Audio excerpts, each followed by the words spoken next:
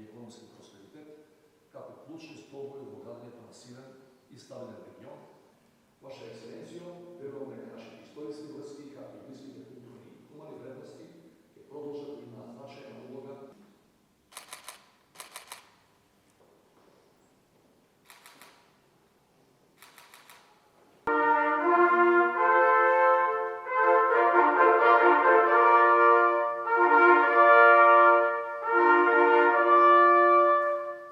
Господине председателе, неговата ексцеленција, господин Чеон Лун Лај, вореден и ополномощен амбасадор на Малезија, From His Majesty, the Yang di-Pertuan Agama Malaysia, Al-Sultan Abdullah, Riyadudin or Mustafa Dewan Shah, appointing me as the ambassador. Also the honor to convey to you the warm greetings and well wishes of good health from His Majesty. I wish to assure you that I will strive to the best